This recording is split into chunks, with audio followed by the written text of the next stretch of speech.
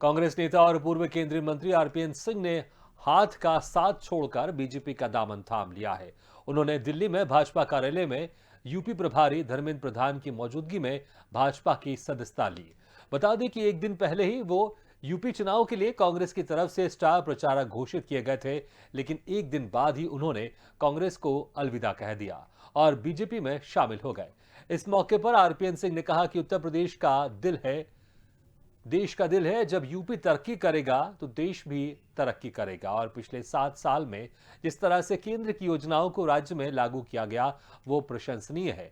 प्रधानमंत्री नरेंद्र मोदी के नेतृत्व में देश आगे बढ़ रहा है। उन्होंने कहा कि यूपी में इस बार भी एक बार पूर्ण बहुमत से भाजपा की सरकार बनने वाली है। बता दें कि आरपीएन सिंह को कांग्रेस नेता राहुल गांधी का करीबी माना जाता है। आरपीएन सिंह पडरौना राजघराने से आते हैं, जिनका इलाके में काफी प्रभाव है। वो 2009 में तत्कालीन पडरौना सीट से लोकसभा सांसद चुने जा चुके हैं और यूपीए 2 सरकार में सड़क परिवहन, पेट्रोलियम और गृह राज्य मंत्री भी रह चुके हैं।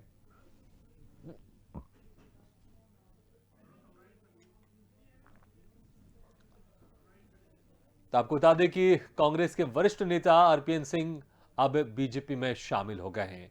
खास बात यह रही कि एक दिन पहले ही कांग्रेस ने उनको यूपी में स्टार प्रचारक की लिस्ट में शामिल किया था, लेकिन आज आरपीएन सिंह बीजेपी में शामिल हो गए। धर्मेंद्र प्रधान ने उनको सदस्यता दिलाई है और सदस्यता लेने के बाद उन्होंने कहा कि अब कांग्रेस पहले जैसी कांग्रेस नहीं रही है। और ऐसा माना जा रहा है कि आरपीएन सिंह को, जो कुछ दिन पहले सौम्य प्रसाद मौर्य बीजेपी में थे और अब समाजवादी पार्टी के हो गए हैं, उनके खिलाफ आरपीएन सिंह को चुनाव मैदान में उतार सकती है, ऐसा सूत्रों से खबर है।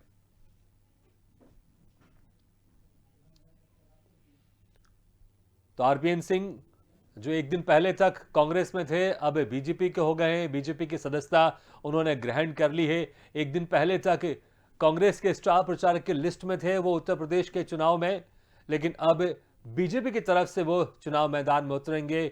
बीजेपी के लिए वो चुनाव प्रचार करेंगे। बीजेपी ज्वाइन करने के बाद उन्होंने कहा कि अब कांग्रेस पहली वाली कांग्रेस नहीं है।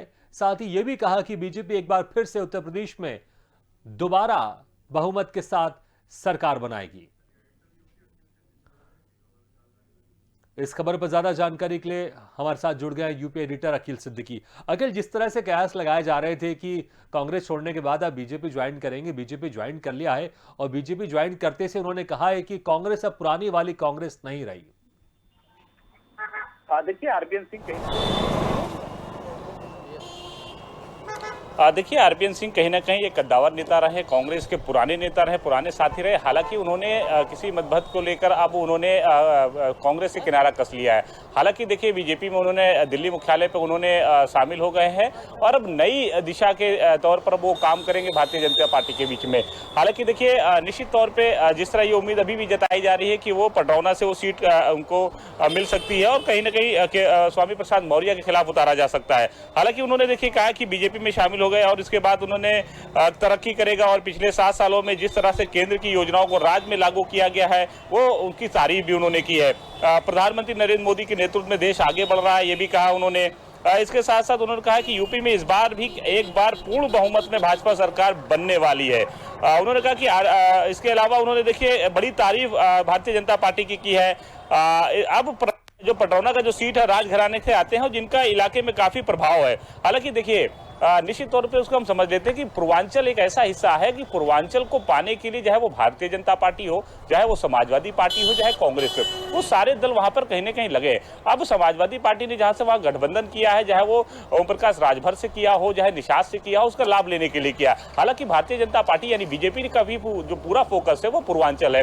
अब आरपीएन सिंह कांग्रेस के बड़े नेता, उन्होंने जिस तरह साथ छोड़ा और बीजेपी में अब शामिल हो गए हैं, तो अब कहीं ना कहीं वो बीजेपी से टिकट लेंगे और पूर्वांचल में ही उस सीट से दावेदारी घोषित करेंगे। तो कहीं ना कहीं समाजवादी पार्टी के खिलाफ वो उतरेंगे। अब ऐसे में कांग्रेस का क्या रुख होगा, है कांग्रेस किसको प्रत्याशी उनके खिलाफ उतारती है, ये भी देखने वाली बात होगी। लेकिन सारी तरीके से अगर लब्बो लबाब देखा जाए तो भारतीय जनता पार्टी, समाजवादी पार्टी और कांग्रेस, ये तीनों का जो फोकस है वो पूर्वांचल है। सभी का इतिहास हमेशा रहा है कि उत्तर प्रदेश को जीतना है तो पूर्वांचल को जीतना मस्ट है, क्योंकि सबसे ज्यादा सीटें अगर देखा जाए तो 61 से ज्यादा सीटें पूर्वांचल में आती है। अब पूर्वांचल में उन सभी चेहरों को दांव पर लगाया जा रहा है जिनका कहीं ना कहीं एक अस्तित्व है, एक वोट बैंक है, एक मजबूती, एक पकड़ है और एक संगठन होगा। तो ऐसे में कहीं ना कहीं लोगों ने जो काम किया उन चेहरों पर अब भारतीय जनता पार्टी भी फोकस कर रही है, चाहे वो कांग्रेस से लोग आए या अन्य दल से आए। समाजवादी पार्टी भी चाहती है कि दूसरे दल से जो आ रहा है उसको पूर्वांचल में फोकस किया जा रहा है। ओम प्रकाश राजभर कहीं ना कहीं बड़े नेता रहे हैं, उनका भी दबदबा है, इसलिए समाजवादी पार्टी ने गठबंधन किया। स्वामी प्रसाद मौर्य बड़े नेता हैं, पडरौना में कई बार विधायक रह चुके हैं, कुशीनगर में, पूर्वांचल में दबदबा, पूरे प्रदेश में उनका एक संगठन मौर्य का एक संगठन बनाया उन्होंने। उस संगठन को लेकर कहीं ना कहीं समाजवादी पार्टी उन सभी विधानसभाओं पे फायदा उठाएगी। अब वैसे ही आरबीएन सिंह की अगर हम बात करें तो आरबीएन सिंह का फायदा कांग्रेस को छोड़ के आए भारतीय जनता पार्टी में, कहीं ना कहीं भारतीय जनता पार्टी उसे भुनाएगी। अब उनके चाहे उन जिन सीटों पर उनको चुनाव लड़ागी उसके आसपास को लेकर उन विधानसभाओं पर भी कहीं ना कहीं पूरी तरीके से सक्रिय रहेगी और इसके साथ साथ और भी चाहे उत्तर प्रदेश हो या अन्य प्रदेशों में भी इसका लाभ उठाने की कोशिश करेगी। निश्चित तौर पे आरबीएन सिंह ने देखिए भारतीय जनता पार्टी की तारीफ की, प्रधानमंत्री की तारीफ की, तो अब जाहिर सी बात है कहीं ना कहीं कांग्रेस में रहते हुए उनकी डिमांड थी, जो उनकी मांग थी, जहां वो नहीं बढ़ पा रहे थे उसको लेकर कहीं ना कहीं किनारा कसा है और तुरंत भारतीय जनता पार्टी में आ गए हैं। अब भारतीय जनता पार्टी में ये भी चर्चा है कि उनकी पत्नी जो है वहां से चुनाव लड़ सकती हैं, ये राज्यसभा भी जा सकते हैं, तो ये कोई बड़ी बात नहीं है। भारतीय जनता पार्टी उन्हें राज्यसभा भेज सकती है, कहीं ना कहीं उनकी पत्नी को भी टिकट दे सकती है। अब वो मुसीबत स्वामी प्रसाद मौर्य की है। अब स्वामी प्रसाद मौर्य उसे कैसे हैंडल करते हैं, कैसे अपने क्षेत्र में उनके खिलाफ लड़ते हैं, कांग्रेस उनके खिलाफ किसको उतारती है, ये भी बड़ी बात होगी देखने वाली। जी बिल्कुल, जिस तरह से आरपीएन सिंह अब बीजेपी में आ चुके हैं और अब ऐसा माना जा रहा है कि वो स्वामी प्रसाद मौर्य के खिलाफ चुनाव लड़ सकते हैं, किस तरह का आप समीकरण देख रहे हैं आरपीएन सिंह के आने के बाद बीजेपी को किस तरह से फायदा मिल रहा है? और जिस तरह से स्वामी प्रसाद मौर्य गए थे समाजवादी पार्टी में, अगर उनके सामने खड़ा करती है आरपीएन सिंह को तो किस तरह का आप समीकरण देखते हैं?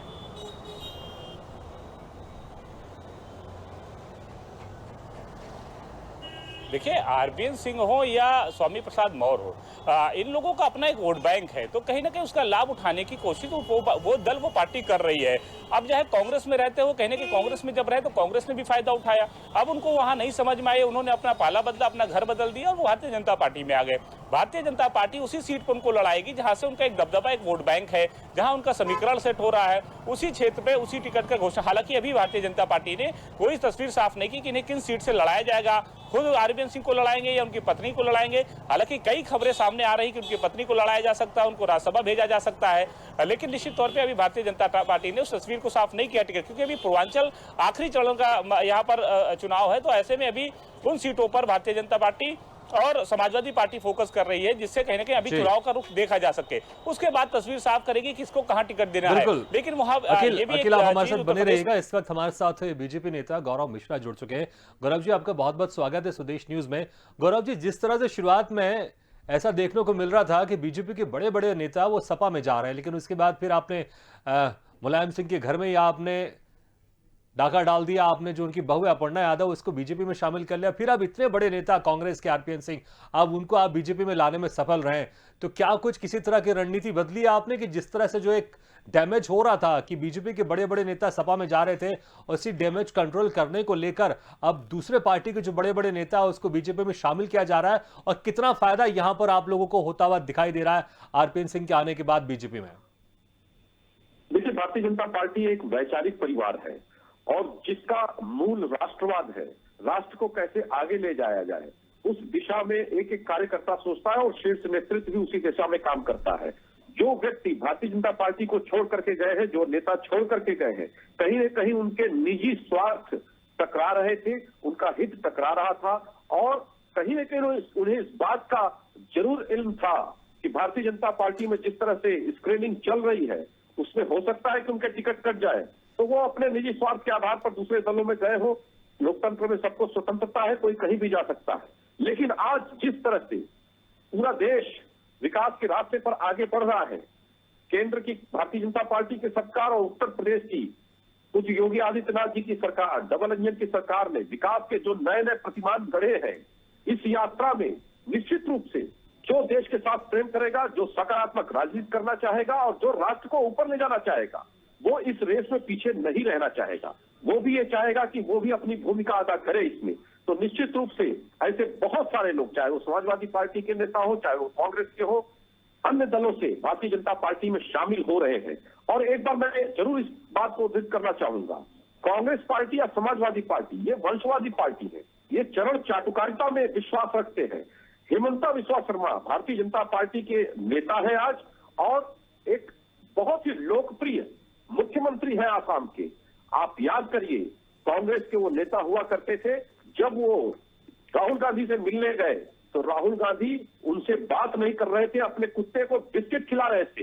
तो जिन दलों में अपने कार्यकर्ता अपने नेता के प्रति ऐसा भाव हो कि जानवर से भी बदतर समझा जाए, तो एक न एक दिन वहां से जो नेता है, कार्यकर्ता है, कद्दावर नेता है, छोड़ करके हटेंगे। और वैचारिक रूप से कांग्रेस पार्टी कंगाल हो चुकी है, समाजवादी पार्टी कंगाल हो चुकी है, क्योंकि भारतीय जनता पार्टी के विरोध में इन लोगों ने वो रास्ता अख्तियार किया जिसमें देश का विरोध करना शुरू कर दिया, पाकिस्तान परस्ती का काम करना शुरू कर दिया, जिन्ना परस्ती का काम करना शुरू कर दिया।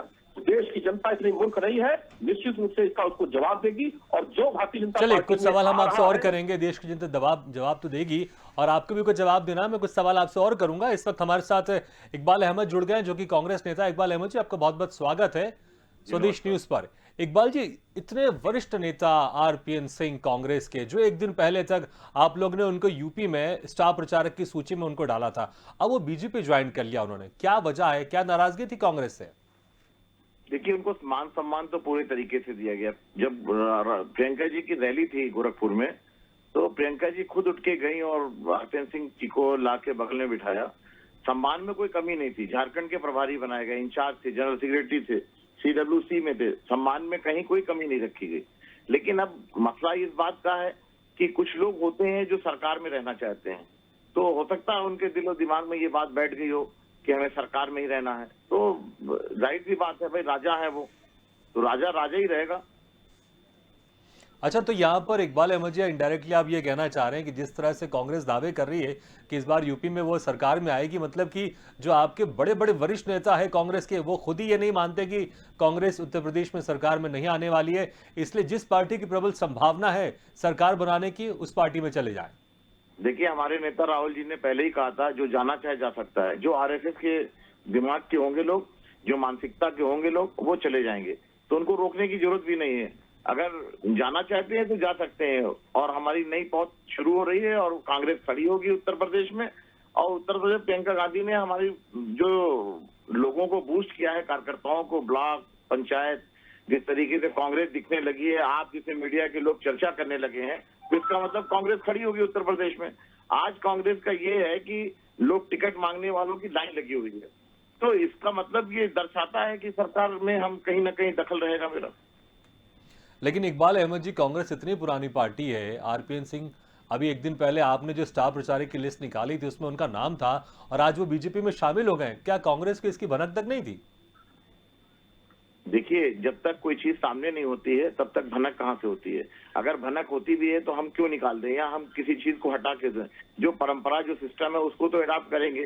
वो हमारे इंचार्ज झारखंड के थे, सेक्रेटरी थे, तो जाहिर सी बात है कि स्टार प्रचारक में नाम तो आना ही था उनका। तो मैं पहले से कैसे सोच सकता था कि वो बीजेपी में जाएंगे या सपा में जाएंगे, कहीं भी जाएंगे। जाने के लिए तो बहुत से रास्ते हैं, जा सकता है, कोई भी जा सकता है, कोई भी आ सकता है। लेकिन ठीक है, अगर चले गए हैं तो उनका अपना निजी स्वार्थ है, उसमें जाके वो बीजेपी उन्होंने ज्वाइन की है। अब आगे देखिए, तमाम ऐसे बीजेपी में गए हैं कांग्रेस के लोग, उनका क्या दशा है, तो हो सकता है उनकी भी दशा वही होने वाली हो। चलिए, गौरव मिश्रा जी, अक्सर आप लोग नारा देते थे, आजकल ये नारा वैसे कम सुनाई देता है कि कांग्रेस मुक्त भारत है, लेकिन जिस तरह से आप लोग कांग्रेस के नेता कोई बीजेपी में शामिल कर रहे हैं, तो यहाँ ऐसा लग रहा है कि अब जो बीजेपी है वो तो कांग्रेस नेताओं से भरती जा रही है। जी गौरव जी, आपका आवाज सुनाई दे रही है? जी हाँ, आपकी आवाज आ रही है मुझे। जी, मैं कह रहा हूं कि आप लोग अक्सर नारा देते थे कांग्रेस मुक्त भारत, लेकिन यहां पर तो ऐसा लग रहा है कि अब जो कांग्रेस के नेता है उनको बीजेपी में शामिल कर लिया जाए। देखिए, कांग्रेस मुक्त भारत का जो नारा था वो एक वंशवाद के विरुद्ध था। कांग्रेस विरुद्ध भारत का जो नारा था, कांग्रेस मुक्त भारत का जो नारा था, वो देश के खिलाफ जो जिस नीति पर कांग्रेस पार्टी काम करती थी, भारत को कमजोर करने वाली नीति, उसके खिलाफ था। जो देश के अंदर में सकारात्मक राजनीति करना चाहते हैं, देश को आगे बढ़ाना चाहते हैं, आप ये क्यों ढूंढते हैं कि कांग्रेस पार्टी के अंदर यदि राज्य और केंद्र को मिला दिया जाए राष्ट्रव्यापी स्तर पर, तो 99 बार से ज्यादा स्प्लिट हो चुका है। कांग्रेस पार्टी टूट चुकी है। पश्चिम बंगाल में आप देख लीजिए ममता जी को, महाराष्ट्र में देख लीजिए शरद पवार जी को, या फिर पंजाब में आप देख लीजिए कैप्टन अमरिंदर सिंह जी को।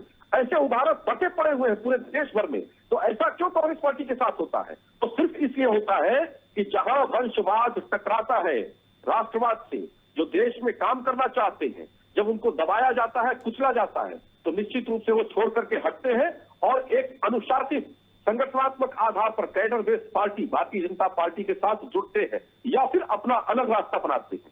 अच्छा ऐसे गौरव तमाम जी, ये तो उदाहरण बता पड़े हुए दीजिए कि आखिर क्या आरपीएन सिंह को क्या जिम्मेदारी देने वाले उत्तर प्रदेश में, कहां से चुनाव लड़वाने वाले हैं आप लोग? देखिए, आरपीएन सिंह जी बहुत कद्दावर नेता है। उनकी अपनी एक राजनीतिक जमीन रही है, लंबा कार्यकाल रहा है। पिछले 40 वर्ष से वो उत्तर प्रदेश और देश की राजनीति में सक्रिय रहे हैं। निश्चित रूप से भारतीय जनता पार्टी जो सर्वोत्कृष्ट, जो सबसे बेहतर उपयोग हो सकेगा देश के हित में, पार्टी के हित में, निश्चित रूप से उनका उपयोग करेगी। उनकी महती भूमिका रहेगी, चाहे वो आगामी ये विधानसभा चुनाव हो या भविष्य के पार्टी के कार्यक्रम हो। निश्चित रूप से उनका योगदान रहेगा। लेकिन अभी ये बताना कि किस जिम्मेदारी को वो प्राप्त करेंगे, ये तो समय ही बताएगा। चलिए, हमारे साथ लगातार यूपी एडिटर अखिल सिद्दीकी बने। अखिल सिद्दीकी, जब देखिए बीजेपी में जो भी एक एक सीट में कई उम्मीदवार है जो टिकट पाना चाहते हैं, ऐसे में जब कोई बड़ा नेता दूसरे पार्टी से आता है तो ये उसको टिकट मिलना एक तरह से तय हो जाता है। अगर वो टिकट मांगेगा तो पार्टी उसको टिकट देती है। लेकिन उस जगह से, उस क्षेत्र से वहां का जो बीजेपी नेता है जो कई सालों से प्रयास कर रहा है कि उसको टिकट मिले, उसको टिकट नहीं मिलता। तो कहीं ना कहीं ऐसे में बीजेपी के अंदर इसका खामियाजा भी कुछ ना कुछ तरीके से भुगतना तो पड़ेगा बीजेपी को।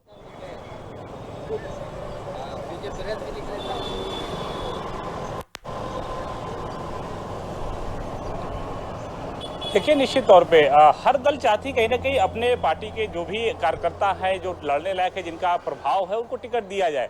लेकिन जब कोई दल बदल का खेल जब शुरू होता है चुनाव के दौरान, तो ऐसे में हर पार्टी के लिए मुसीबत खड़ी हो जाती है। अब उन्हें भी तवज्जो देना है जो बाहर, जो दूसरे दलों से आ रहे हैं, उस समीकरण को भी बैठाना है। आरपीएन सिंह कांग्रेस के बड़े नेता हैं और जिस तरह वो पूर्वांचल में एक दबदबा रखते हैं अपना, कहीं ना कहीं पेट्रोलियम मंत्री रहे हैं, गृह राज्य मंत्री रहे हैं, सांसद रहे हैं, तो ऐसे में उनकी भी उम्मीदें हैं कि कांग्रेस वहां टिकट उनको दे। होता क्या है कि जब आसपास के लोग उनसे जुड़े होते हैं विधानसभा, तो कुछ लोग अगर प्रियंका गांधी के पास नहीं पहुंच पाते तो उनको मानते कि आरपीएन सिंह अगर राहुल गांधी के करीबी है, तो यानी कांग्रेस परिवार के करीबी हैं, तो हमारी बात को पहुंचा सकते हैं, उनके कहने पर टिकट मिल सकता है, उनके कहने पर पार्टी में बड़ी जिम्मेदारी मिल सकती है। जब वो उम्मीदें पूरी नहीं होती, कहीं ना कहीं उसे नजरअंदाज किया जाता है, तो लोग दूसरे दल में जाते हैं। अब जब दूसरे दल में जाते हैं तो इस बात को पहले तय कर लेते हैं कि हमें यहाँ से टिकट चाहिए, हमारे सहयोगी को चाहिए, हमारे ग्रुप को इतने टिकट चाहिए। तो उस पर कहीं ना कहीं जब चुनाव का समय उत्तर प्रदेश में आता है तो हमेशा अमूमन ये देखने को मिलता है कि दल बदल का खेल होता है, और जिस दल से दूसरे दल में जो लोग जाते हैं उनको पार्टी सबसे ज्यादा तवज्जो इस बात के लिए देती है कि बड़े नेता है, इसका कहीं ना कहीं पूर्वांचल में असर भी पड़ सकता है। कांग्रेस का जो दबदबा पहले अगर इतिहास उठा के देखिए तो पूर्वांचल में सबसे ज्यादा रहा है। उसके बाद देखिए कहीं ना कहीं बहुजन समाज पार्टी ने दबदबा कायम किया 2007 में, उसके बाद 2012 में समाजवादी पार्टी ने किया, 2017 में भारतीय जनता पार्टी ने कहीं दबदबा कायम किया। तो ऐसे में उस पूर्वांचल को पाने के लिए, चाहे वो कांग्रेस हो, चाहे सपा हो, चाहे भारतीय जनता पार्टी हो या बसपा हो, पाने की कोशिश करे। अब उन सभी चेहरों को कहीं ना कहीं उम्मीदवार बना के उन सभी विधानसभाओं के आसपास के मंडलों पर कम से कम 10 से 15 सीटों पर प्रभाव बनाना चाहती, कहीं ना कहीं उसका फायदा लेना चाह रही है। तो ऐसे में फायदा भी मिलता है, इसे नजरअंदाज नहीं किया जा सकता। कहीं ना कहीं कुछ कमियां रही होंगी, कुछ मतभेद रहे होंगे, वो छोड़ के यहाँ पर आए, भारतीय जनता पार्टी में शामिल हुए। अब भारतीय जनता पार्टी की उसे कैसे भुनाती है वो पार्टी तय करेगी। लेकिन निश्चित तौर पे कहीं ना कहीं कांग्रेस को बड़ा झटका ये लगा है, बड़ा नुकसान हुआ, क्योंकि चेहरा एक बड़ा चेहरा था उनके पास और इसका दबदबा पूर्वांचल में आरपीएन सिंह के पास थी। अब समाजवादी पार्टी में स्वामी प्रसाद मौर्य के आने से कहीं ना कहीं समाजवादी पार्टी वहां पर उस सीटों पर आसपास के मंडल में मजबूत हुई है। अब ऐसे में समाजवादी पार्टी वर्चस्व बीजेपी कहीं ना कहीं पूर्वांचल में सबसे ज्यादा 2022 देखा जा रहा है। तो ऐसे में दोनों पार्टी दल बदल का खेल करा के कहीं ना कहीं उन चेहरों पर अपने दांव और भरोसा जता रही है, जिससे कहीं ना कहीं पूर्वांचल पाया जा सके। अब ये तो उत्तर प्रदेश की जनता तय करेगी, 2022 का चुनाव का नतीजा तय करेगा कि सत्ता किसके हाथ में आती है, किस चेहरे पर जनता ने भरोसा जताया। बिल्कुल, और इसी के चलते ये समीकरण बिठाने की कोशिश की जाती है कि अगर कोई दूसरी पार्टी से कोई बड़े नेता अगर हमारी पार्टी में आना चाहता है और इससे उस पार्टी को फायदा होता है तो पार्टी उसका स्वागत करती है, और अंदरूनी तौर पर कुछ विरोध जरूर होते हैं लेकिन पार्टी उसको मैनेज करने की कोशिश करती है। इकबाल अहमद साहब, ऐसा लग रहा है कि उत्तर प्रदेश में सिर्फ सपा और बीजेपी की टक्कर चल रही है। भले जो राष्ट्रीय महासचिव है प्रियंका गांधी आपकी पार्टी की, वो मेहनत बहुत कर रही हैं, मीडिया में खूब दिख रही हैं वो, और लड़की हूं लड़ सकती हूं का उनका नारा बड़ा जोर शोर से चल रहा है। लेकिन ऐसा लग नहीं रहा है कि जमीनी स्तर पर ये आप ही के जो नेता हैं वो इसको एक्सेप्ट कर रहे हैं कि कांग्रेस अच्छा प्रदर्शन करने वाली है उत्तर प्रदेश में, क्योंकि यही वजह है, क्योंकि जो जाने का सिलसिला है वो दूसरी पार्टियों से वो जा रहे हैं, लेकिन सपा में जा रहे हैं या बीजेपी में जा रहे हैं, और जो कांग्रेस पार्टी है उससे नेता जा ही रहे हैं, उसमें आ कोई नहीं रहा है। तो बीजेपी से लोग जो समाजवादी में गए हैं, तो क्या बीजेपी खत्म हो गई? खत्म कुछ नहीं होता है। एक नई सींची जा रही है कांग्रेस उत्तर प्रदेश में। प्रियंका गांधी के नेतृत्व में जो सिंचाई हो रही है उसका फल बहुत मीठा होगा, और थोड़ा वक्त तो जरूर लगता है, क्योंकि हम 35 साल से उत्तर प्रदेश में नहीं है, तो 35 साल की भरपाई इतनी जल्दी से नहीं हो सकती है। ठीक है, अगर वो लीडर जाना चाहते हैं चले जाएं, लेकिन प्रियंका गांधी जी जो नए लीडरों को तैयार करके निकाल रही हैं, वही लीडर एक गद्दावर नेता हो जाएंगे। लेकिन इकबाल अहमद जी, सिर्फ एक या दो लीडर से तो पार्टी नहीं चल सकती ना, सिर्फ प्रियंका गांधी से तो पूरा उत्तर प्रदेश या पूरी पार्टी नहीं चल सकती ना। जो बड़े बड़े लीडर होते हैं वही तो पार्टी को मजबूत करते हैं, और जब इस तरह से बड़े बड़े लीडर चले जाएंगे तो पार्टी तो कमजोर हो ही जाएगी। नहीं, हमारे वहाँ लीडर की कमी है क्या? लीडर बहुत है हमारे वहाँ। हमारे वहाँ हर जिले में आपको लीडर मिलेंगे।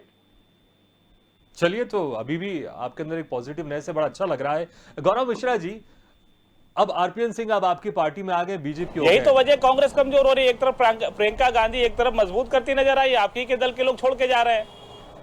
नहीं तो मेरे तो आपके दल से छोड़ के जा रहे हैं, तो क्या होगा? मोदी जी का क्या होगा? मोदी जी तो फिर खत्म हो जाएंगे। खत्म ही है बराबर। बहरहाल चलिए, ये बहुत अच्छा है, पॉजिटिवनेस होना चाहिए कि अगर कोई पार्टी से कोई नेता दूसरी पार्टी में जा रहा है तो उस पार्टी को डिफेंड करना पड़ता है, और वही आप कर रहे हैं। गौरव मिश्रा जी, आपको अगर हमारी आवाज सुनाई दे रही है तो अब आरपीएन सिंह जी अब आपके पार्टी में शामिल हो गए हैं, तो क्या अब उनकी क्या खूबी क्या है? कुछ आप खूबी उनकी गिनाना चाहेंगे? क्योंकि अभी तक तो आपकी पार्टी में थे नहीं, तो जब भी बातचीत होती थी तो हमेशा कहीं ना कहीं कुछ बुराइयां या कुछ कमियां वो गिनाते थे। अब आपको उनकी खूबी क्या लगती जो उत्तर प्रदेश में बीजेपी को और मजबूत करेगी? देखिए, जब पार्टी को रिप्रेजेंट करता है व्यक्ति, तो अपने पार्टी की नीतियों, उसकी विचारधारा के आधार पर वो व्यक्ति काम करता है उस दल में या देश में, चाहे लोकतांत्रिक मूल्यों का पालन करता है।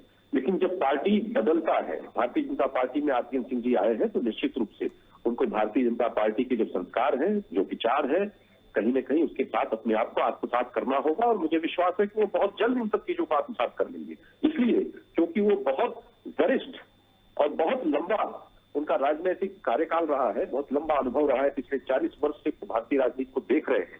इसलिए मुझे नहीं लगता कि उनको भारतीय जनता पार्टी में सभी चीजों को स्वीकार करने में और पार्टी के कार्यक्रमों को आगे बढ़ाने में कोई कठिनाई होगी। उनकी स्वीकार्यता सर्वत्र है, इसमें कहीं कोई दोहराय नहीं है। और कोई भी नेता आता है तो शुरुआती के कुछ दिन जरूर असहजता के रहते हैं, लेकिन एक बार जब वो पार्टी की नीतियों के साथ, संगठन के कार्यक्रमों के साथ जुड़ जाता है, तो फिर उस अभियान को लेकर के आगे बढ़ता है।